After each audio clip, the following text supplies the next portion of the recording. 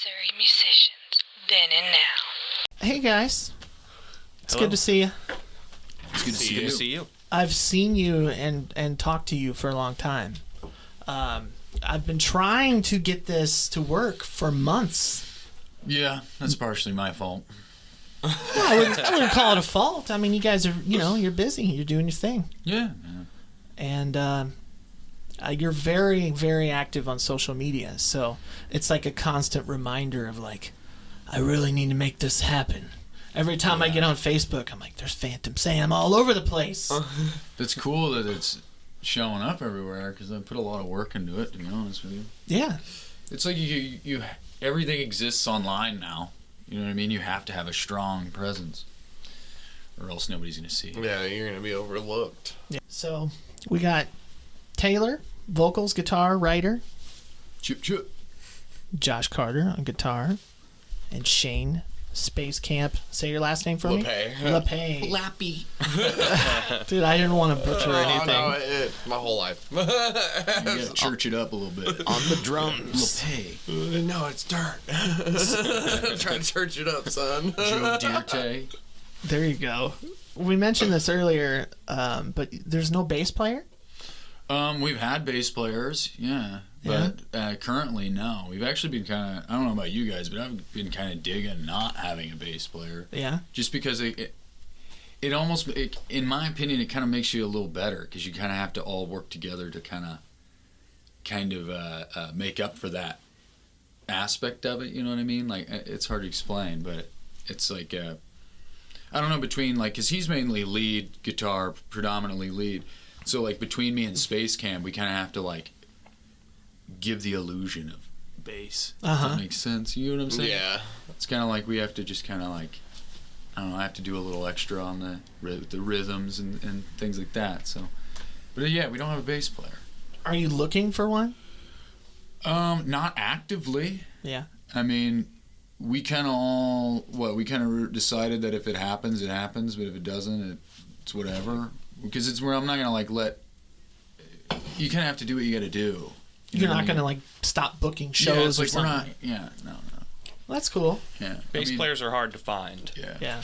They're already in a band or, Not serious. or in our area, there are not very many to choose from anyways, so. Maybe you could find one of those that's in, like, 3 different bands. Just Yeah. a kind of a fill-in guy. Definitely, yeah. I don't know. So has that, like, hindered your writing process or your gigs or anything like that? I don't think. Honestly, there's been people at our shows that are like, I forgot what show that was. There's been a few of them where they're like, I didn't even notice you. I'm didn't pretty have sure a one bass Wow. player." was Park Hills. I think. Well, he was like, oh no, that guy was like, you guys don't have a which one of you guys are on bass? I was like, we don't have a bass player. He's like, oh, bass is overrated. And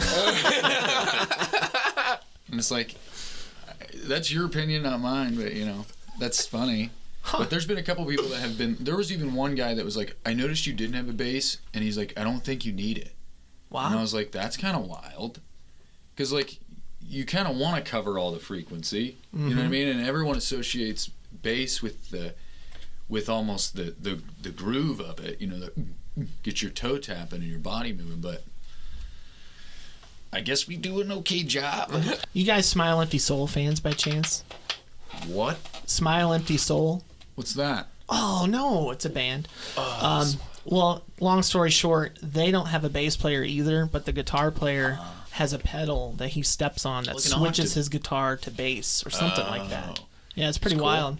Yeah, I've actually been thinking about getting an octave pedal to actually drop my guitar down an octave so that I can give that effect that there would be bass, but I haven't got there yet. So That would slam the door on a bass player for Phantom Sam. yeah, We replaced you with technology. yeah. Yeah, that's all right. You got 2 albums out, is that right? No, we just have the one. The one? Because Yeah. I saw The Road on YouTube. That was the single. Single. Yeah, Okay. yeah. And then the Phantom Sam and the Dirty Machine is the new The one. Dirty Machine. The Dirty Machine. Yeah. I like the artwork with that. Actually, perfect time. Can I plug somebody real quick? Plug away. My wonderful girlfriend Nichelle Mitchell. What if I got her name wrong? Wouldn't that be hilarious? No, I'm leaving it in. She designed she did all the art. Like our logo was designed by her, our album covers, all our show flyers, everything. She did these stickers, made all the designs, everything. WastedWarehouseStudios.com. Awesome. She's also a painter. She makes all sorts of stuff. She can do anything. Very talented painter, for she sure. paid me to say that. So it's a picture of a washing machine, but is there anything like deeper than that? Because the dirty machine, could have many different meanings. Yeah, well, we got it from the Dirty Machine is taken from the title track, which is Brainwash Blues. It's the beginning track, the beginning track. The album opens with Brainwash Blues, and it also ends with a draft version. When I first wrote the song back in like 2018, I did like it was like a phone recording of my of me writing it. And so and it sounds completely different, but I bookended the album with both of those. But the ending one is in a secret track at the end of the road. The secret's out. Secret's out. Secret's out. Dude. You got it, dude. But no, main point is the Dirty Machine comes from the lyric in Brainwash Blues that says, "Ain't nobody coming out clean from a dirty machine." Oh, nice. You take that for what you will. Well, hey, let's for people who may not know you, which hopefully that will change after this. PhantomSam.com. Yep. We'll get into that here in a little bit. But how long have you guys been playing together? Well, me and Josh, we've been playing together. When we were like 15. Since high school, yeah. I mean, I don't remember exactly what year in high school, but definitely since then. And that was 2011 when we graduated, so it's definitely 15 years, I'd say, at least. Yeah. Got some chemistry there. Definitely. We were in like our first band, before Phantom Sam even, we had another band that was called Dawn and the Lizards. You remember that? And actually one of our songs we play, Bit by Bit, it's not on the record, but Bit by Bit was actually literally the first and only song of Dawn and the Lizards. But we obviously pulled it over to Phantom Sam. Space Camp, though, how long you been with us? It's not been that long. It's almost been a year now. Yeah. Almost a year he's been with us. But before that, when we had our old drummer, he was doing hip-hop, and he was opening for us at, like, the Loto Lounge and stuff. Oh, yeah. And him and his buddy Clay, and we were jamming then. Like, he's always been a drummer, But we were doing, like rock, hip-hop crossover type of things. Like, I would do, like, sing a chorus, and Clay would rap, and then he'd be on the drums, I'd be on the guitar. That's cool. So we were always kind of screwing around, you know what I mean? But we had an opening come up, and he was I ended up moving back from doing music stuff, doing some shows with the guy that put me on for a little bit, and then we kind of had a falling out because I ended up moving back, and I wanted to join them, and it's like I'm more passionate about drumming than I am hip hop. If that makes sense, because I've been drumming since I was in high school, and I only started rapping about 2017, 18. So cool. The perfect fit, huh? yeah. And the funny thing that drives me nuts, but it's funny to me that we all have different, like, them two kind of have the same style in music, but me, I'm more of a heavier style, because Slipknot's my number one favorite band. Okay. Yeah, it's very strange. Yeah. But it works. Yeah, it works really well. And then we have a couple like The Doors, Led Zeppelin, Pink Floyd, We have our common ground. Yeah, our common ground where we kind of like meet, and then we just add our extra shit on top of it. So James Brown. Big James Brown. James Brown. I feel like that's me. I don't know how into James Brown you are, Josh, but I feel like that's where me and Space Camp meet, is at James Brown. Interesting. More or less. You know what I mean? There's obviously other things that we like, but It was like Bill, like, cause I haven't really listened to a lot of that style, like the 60s, 70s, 80s, you know, like the funk. Whoa. Not 80s. Yeah, I was like, that's why I stopped. But like the 50s, 60s, and 70s, you know, that was a really crazy time for funk and stuff. And so I was like, man, I've been missing out because I got to listen to like Charles Bradley, you know, Bill Withers, and a couple of others that I really like. Oh, Little Richard, stuff like that. Or Ray Charles. That's cool that you guys make it work with such a wide range of influences. We hope it's working. Yeah. Trying to make it work. But I've noticed that since I've been playing with a lot of the bands that I'm influenced with, they have a lot of funk influences. Because Rage Against the Machine, Brad Will, he's a funky drummer, real funky drummer. So what was that you showed me? We're all more or less vinyl guys, you know, so we kind of pass around vinyl sometimes. But he gave me a Mastodon. The Hunters album. Now, I'm going to be honest. We had a few drinks. And I was like, I'm going to find something in this Mastodon record that I like. Like, I told myself, I was like, I'm going to find something. Because I'm not a big, like, kind of guy, you know? But there's some funky stuff in Mastodon. That really shows like a maturity with you guys, that you're willing to keep an open mind and listen to something that the other member likes, and to kind of look for something that you like you know, like Taylor said. So that's awesome. I will say there's a lot of stuff that I hear that isn't good too, but I'm still open to listening to it. You know what I mean? I asked you this beforehand, but where are you guys from? Okay, Space Camp, you live in Osage Beach, right? Yeah. Josh lives in Camdenton. Correct. And I live in Lebanon, Missouri. Correct. Yeah. Correct. And what would you say your genre of music is that you play? I really wish you didn't ask that. That's why I did. I had a feeling. You want to make me uncomfortable. No, I'm kidding. I don't know. Anytime anybody ever asks, like, what kind of music you play, the only thing I can say, and I hope you guys agree to this, is come see the show. Yeah. That's it. Yeah. Like, I'm not going to tell you, like, that's up to you to tell me what you think we are. Well said. I hope. Well, I've been doing a lot of research, you know, watching some videos, listening to some music of yours and stuff, and it reminded me of something, but I couldn't put my finger on it, and I think that proves what you just said, you know. I've heard a lot of people, like I know what a lot of people think because they tell me stuff, like, oh, you sound like this, you sound like that. A lot of them I don't see that. Yeah. But a lot of them I'm like, I can get behind that. You know what I mean? Like I got told the other day, we had like Tool, Pink Floyd vibes. So I was really? Like, yeah, I was Which like, Tool I don't understand. I don't understand either. But, that's one of those that I'm like, I don't get it, but that's cool. That's cool. Yeah. Tool is cool. Yeah. No, but no, one of that I've got the most is like The Doors, or what is that other band? Oh my gosh.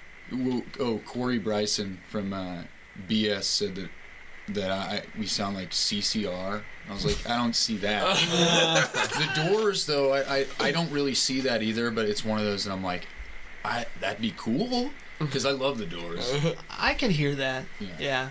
But I've heard that one the most, actually. Some of the singing, I could hear that too. Yeah. He's also a huge influence, like, on all of us, really. The Doors. Nice. I'd say, right? I mean, Yeah, definitely. I Love agree. the Doors. On the website, it said, for you, Taylor, vocals, guitar, and writer. So are you the writer? Well, I mean, like, I like to think that I write, like, skeletons, if that makes sense. Like, I do write the lyrics and, like, the rhythm of it, but then it's like, you know, you also need the meat and the skin. Right. And the organs, you know what I mean? And that's them, you know? So I can't take full credit for everything. I do write the lyrics, but it's like I couldn't do it without them. They, you know, You know what I'm saying? Vice versa. Yeah. Teamwork. The reason I ask that is because I want to know about the writing process. Okay. So do you bring an idea to them and then they lay down their instrumental versions on top of what you have? I mean, I'd say, right? I mean, with Space Cave, it's a little different because some of these songs we already had established, and we bring him. But since he's been there, we have written actually a couple. So like, yeah, it's normally like how it usually goes is it's like if we're at practice or something. It can happen many different ways, but like for instance, Marionette, like that song, like we were at practice screwing around, and then we came up with this, like I started doing this rhythm, and then I always have my phone recorder or something to record because I'm like manic like that. Like I gotta record everything if I can, or write things down or whatever. And so it's like, we get this cool rhythm going, and then he's playing his beat over it, and then Josh is doing something, and then it'll start as like I'll record that jam, and then sometimes I'll take it home, I'll listen to it, or I'll listen to it on the car ride home or wherever I'm going, and I'll get an idea. Sometimes I don't think of anything, and that just like is lost to the universe. You know what I mean? It's hard to let it go. Yeah. But there's sometimes that, like that song Marionette, which we don't have a recording or anything of it, but that song, it's like that was one of the quickest songs that I ever wrote, and it was the perfect example of how like perfectly the process can go sometimes. Like we came up with the jam, and then I took it home, and immediately I wrote that song that night after practice. I was up till like 3 in the morning, 4 in the morning, and finished it. Then the next practice we started working it out actually, and it came to fruition very quickly.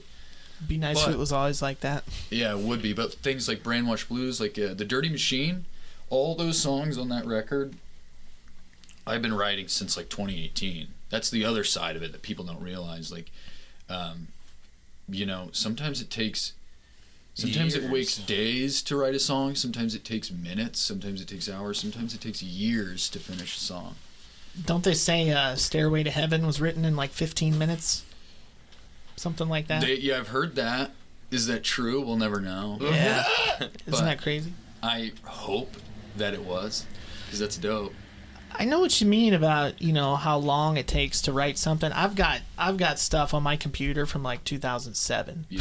It's absolutely. like I can't let it go, because I might need something, or it's always there, even though like I have no reason to write anything anymore. All right, so we covered the writing process. I want to know where the name came from, because obviously none of you guys are named Sam. I can't really put my finger on where it actually, like, the moment it came from. Everyone knows who Uncle Sam is, right? And that's like why the hat here, you know what I mean? Like we got the Uncle Sam's hat with the stars and stuff, but I thought of like Phantom Sam is like the shadow of that, if that makes sense. So like it's hard to explain. I've only had to explain this like once or twice in my life, but it's like, there's always a shadow to everything. Like I'm deeply into like that type of duality, like philosophy of like duality. You know what I mean? So there's a good and bad to everything. There's light, there's dark to everything. There's Uncle Sam, there's the Phantom Sam, right?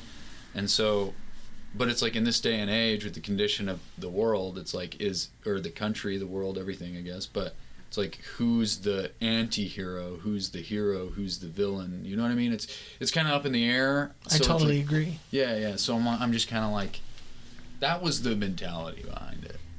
Josh, during the explanation of the writing process, there was, Taylor was talking about jamming and stuff.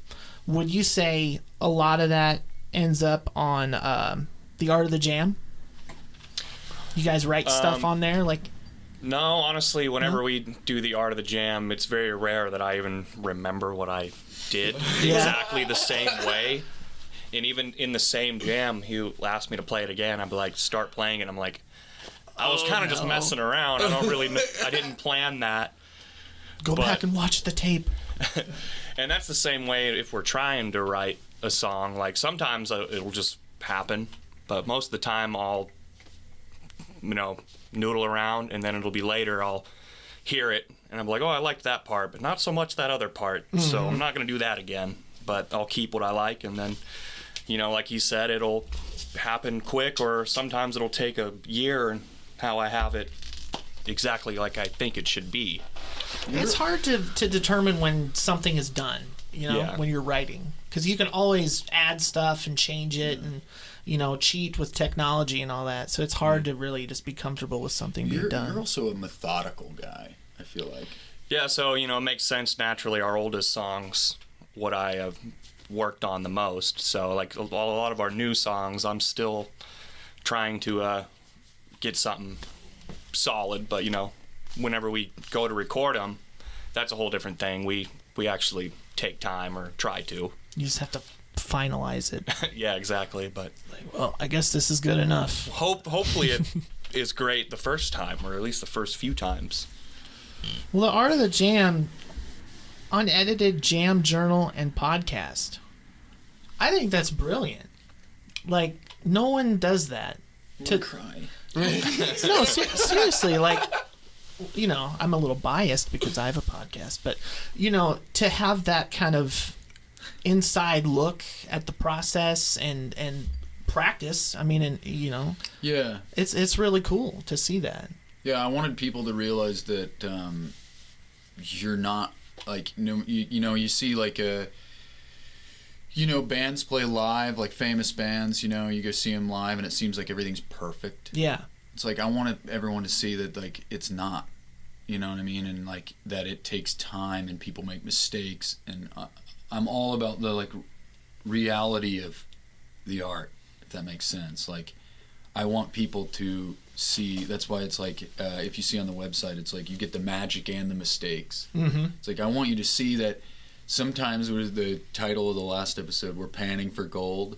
That's the perfect explanation for the Art of the Jam. Is literally, it's like, we're just gonna, on the fly, think of something, try to figure something out, and just let it go on until we find that golden moment. But it's gonna be riddled with mistakes the whole way through.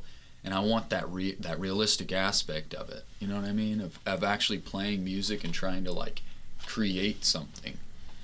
So have you created something, like, in that moment when you were recording the Art of the Jam? What do you mean? But, like, what do you like? Have you written a song? I don't think we have yet. I don't actually think we've taken a jam from Art of the Jam and made a song out of it as of yet. No. Was that the intention ever? No. I think, honestly, how do you say it? It's like to stay sharp. You know what I mean? Just to kind of keep the floodgate open. You know what I mean? It's like we just kind of, and it's testing each other. It's like we'll play too. Like, I mean, we don't really, in a lot of the episodes, you don't really see or hear what I'm saying, because sometimes I'll, like, shout things in the middle of the jam or whatever. But it's like, and you don't really hear that, but it's like, sometimes it's like me and him will push on each other a little bit musically. It's like I'll, like, kind of go into this, like, weird wonky rhythm or something, and that'll make him kind of skip up. Okay. And so it's like we'll just kind of, like, push each other, and then sometimes it's like, I'll, like, drop down, and whenever I drop down, usually like to my knees or something, me and him are under this understanding that it's like, when the lower I get, the quieter. You know what I mean? And we'll try to, like, kind of, like, communicate physically too. But then there's times where it's like, you want to kind of, like, put Josh on the spot sometimes, and so it's like we'll be in the middle of a jam and I'll drop down, and me and him will get quiet, and he'll be like, do something crazy. And then he'll try, he'll tear into it, but we all make mistakes, and we all just have fun with it. And it's like, that's the magic of music in general is and as cliche and cheesy as it sounds, it's like he who is having the most fun, you know what I mean, is the best, if that makes sense. That is a great way to kind of get to know each other musically, because everybody has those nonverbal, like, ways of communicating, and you need that when you're performing, especially if you're just jamming, if you're just trying to make up something. And I don't know about you guys, but I used to just jam in shows, like, between songs or something. I just start just start riffing or something, and like I mentioned Rob earlier, Rob would be like, what is that? I'm like, I don't know, I'm just jamming, you know? And that's magic. Yeah, and that's a great feeling, like as a musician to be playing something and to do something, and then your drummer just syncs right up with you, and like you guys just play off of each other like that. That's really cool. Yeah. And it's almost like I've said this before. It's like you almost want to embrace the mistakes too. Yeah. It's like because that's it's not about playing the right note. It's about playing off of the wrong ones. If that makes sense. I don't know if you've ever heard that before, but I don't know. I don't know if I made that up or if I've heard it before. But if I heard it before, it definitely struck a chord. No pun intended. It struck a chord with me. All right, well, you've just inspired me to not edit this whole conversation. Please don't. Save me some work here. Hi, Mom. She won't hear it. So the Art of the Jam, released every Friday and on YouTube. We try. You try. Sometimes we'll miss a week. Yeah. But no, like this past Friday we did something different because we had a week off because we just had like a long run of shows, and we finally had a weekend off. We took like a little jam video, and I started calling it Phantom Sam's Sticky Bits, right? Yeah. And I don't know what just take that for what it is. There's no explanation to that, but no, it's just like a short form for social media. You know what I mean? It's like instead of, because Art of the Jam is all YouTube based, I wanted something that could kind of like, because I feel like everyone has a podcast, like most comedians, for instance, they have a podcast to promote their comedy. Yeah. More so. It's just like a giant long form ad of them talking to, and riffing off of each other. But it's like Art of the Jam almost advertises us as a band in a way. And then I'm like, well, Sticky Bits is going to just like be a social media plug for Art of the Jam. So it's like all these little long short form feeds the long form, feeds the actual body of our music, if that makes sense. Does it make sense? I think I'm crazy. That's what they say. Like, that's kind of the blueprint in a way to being successful on social media. Mm-hmm. You got to use one form of content to direct people to the one you want them to go to. And it's hard. So, yeah, it is. I'm really terrible at it. Yeah. So I'm going to go back and listen to this and be like, I need to do this. So it's like that thing about like feeding, like social media is like almost like a little Tomagotchi. You know what I mean? It kind of is. Yeah. It's like there's an algorithm, and it's based on what you give it. It's not going to give you anything if you don't feed it, and so you have to give it pictures and comments and likes and heart reacts and things. Love, man. You have to engage with it, or it's not gonna give anything out of it. Dude, that's a crazy analogy, but yeah, you're right. It's kind of annoying that it's like that, But yeah, except your little sprite is a bunch of real people. Yeah, yeah. Like I always have this fear that I'm just gonna spam people, Yeah. No, but that's true. I do. Sometimes I'll be like, are we like putting too much out there? And people are just like, dude, I don't care about this anymore. That's a legit question, people may get to that point. I feel like you have a problem if you think you're not, how do I put this? Like if you're like putting out 1,000 things a day and you're like, yes, everybody loves me. Yeah. I feel like that's the real problem. Yeah. You know what I mean? Because you're doing it to get people to come to your shows and to support you and stuff. Yeah, absolutely. Because a heart and a like and all that, it doesn't really mean a whole lot. Yeah, like I do a little thumbs up to shit I don't even care about. Like, you know what I mean? It's just like, Thanks for that, by the way. Oh, okay. All right. Not you, of course. Podcast over. I forgot to shout you out for being one of the, what do they say, the top fans or something. Oh, dude, I got the badge and everything. Yeah, thanks for that. That's awesome. Support. It meant a lot to me to see that, So, hey, phantomsam.com. Well, and you have like a kind of like a tip jar on the website, and your merch store is set up. Yeah. Which actually the merch store I need to fix because we sold a lot of that. Hey, good problem to have. Yeah. All right. I want to know and you guys can answer this individually if you want. Your best gig. No. Oh God. I want to start over there. Space Camp best gig. Go. Oh man. Don't mess it up. I think I think it was one of the times that we went to Bodie's. You think so? Yeah. At least the energy was there for everybody. Was there. Everybody was present. Not saying we don't bring the energy or not, but that we gave out the energy and they gave it back to us. Right. It was actually like symbiotic. Yeah. And so that I think it was the first time we played. Is just how everybody was feeling. And everybody was just vibing and giving, like, we would talk, talk to them, like, like we are now. Taylor, I'm so sorry. Best Phantom Sam gig. Well, it depends. It's like how I think we did, and crowd response is like two different things. If that makes sense. Because there's times where we've had a really good crowd response, but I feel like I didn't do as good. Which debatably just doesn't matter anyway, as long as people loved you, if that makes sense. But no, as far as crowd response, that Westport show, this was a long time ago. We played at the Westport Saloon before it closed down. That was just wild because it was like a bigger city, and it was just a packed place, you know what I mean? And that was pretty wild. But dude, I don't think that was the best gig though. I can't. As far as crowd response, it was, but like as good as feeling, man, I don't know. Like that first, I almost want to agree with you. That Bodie show in Warrensburg, it was just like it wasn't like a packed house, but there was people there, and it was very give and take. Like we brought it, and they gave it back to us, and we just kind of like. It felt like we were just like hanging out with 50 other people, you know what I mean? Just playing music for them. But the energy was high energy. It was good. It was fun.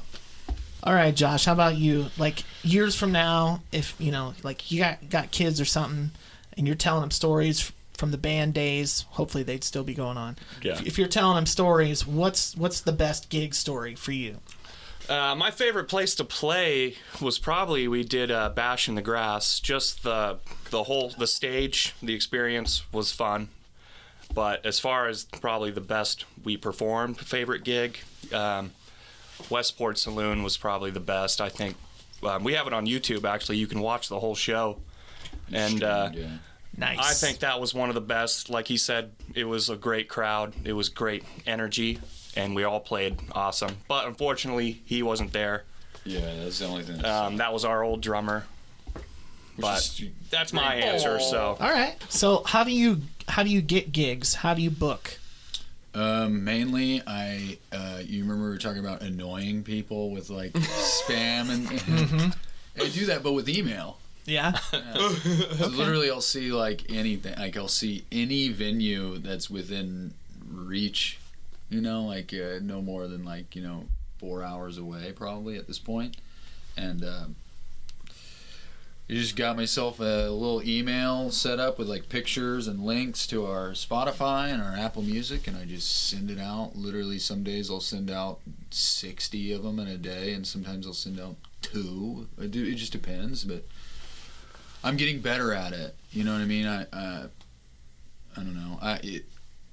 There's not like a rule book, there's not a guidebook to it, and so it's almost booking and doing like the business aspect of music is like a whole other skill, right? You know what I mean? It's like you can be the best band in the world, but it's if you don't know how to book, it's like I don't know. There's not a whole lot of people out there that can help bands in this area with that. Yeah, and it's like if you want a booking agent, it's like you almost have to be fit their shtick in a way.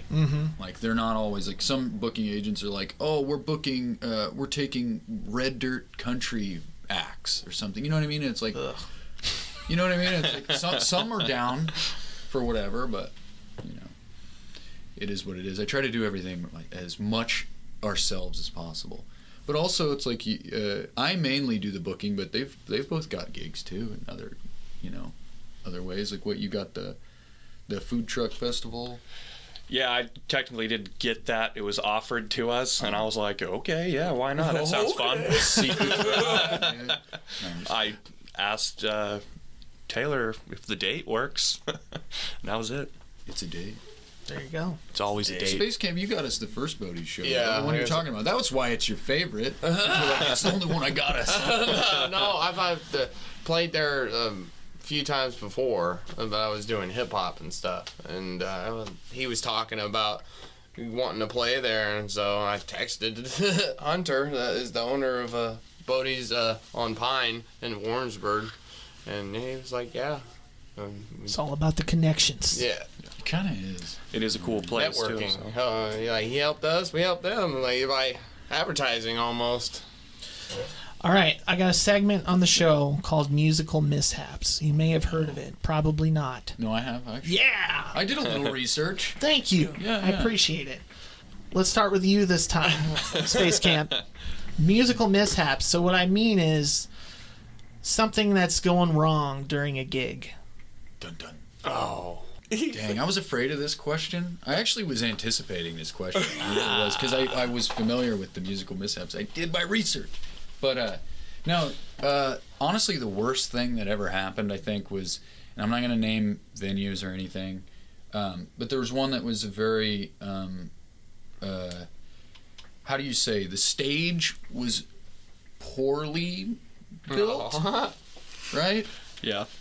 And trying to be careful how I say yeah. this. But, Can't name drop something like that. Yeah, something yeah. negative. so there was somewhere in the world, there was this stage, right? And I don't know if you've seen our videos or I mean, you did your research, but like, I like to move around, right? I like to bebop around and, I like to move. I like to feel high energy. I like to bring energy. And so it's very important for a stage to be sturdy, right? And solid. And but I had to duct tape my mic stand to the stage at one point, because at this particular gig I was just tapping my foot, right? I was just kind of like getting into it, whatever, got it, bing bang boom. But my mic stand was literally like with every step, and I like lean in to do a line and it busts my lip. And I was like, and it hit my teeth too, and I was like, oh man, I already don't got great teeth, so it's like, it was just not a good thing. I felt really, I felt bad. I don't know. Didn't like it. I didn't enjoy it. What is your opinion of the local music scene? Too many cover bands, not enough originals. Yeah, that's the nicest way to say it. Yeah, that's literally the nicest. Mostly, they're not very welcoming to original music. But Venues? Yeah. There's just a lack of venues. Yeah. It's a touristy place, Mm-hmm. And but there has been, like, we got our start here, or I guess not technically Eldon, but like the Osage Beach area, and there was people that believed in us and let us come up, which was nice, but yeah, predominantly it seems like a lot of places around here, they want you to fill a 4-hour slot. Yeah. And it's like, okay, we'll give you this much for 4-hour slot, but it's like, well, we're not used to playing 4 hours worth of original material, and we don't want to do covers. Yeah. And, it's kind of hard to get a gig like that around here. Yeah. Very true. It's hard to, like, stick to your guns around here, if that makes sense. Like, you want to do your own thing. And it's hard around here because people, like you said, it's like everybody wants like Jimmy Buffett covers. You know what I mean? It's just the way that it is. Well, Bob Ice said a few episodes ago that this area is all about the cover bands and the tribute bands. Yeah. And I never thought about the tribute bands until he said that.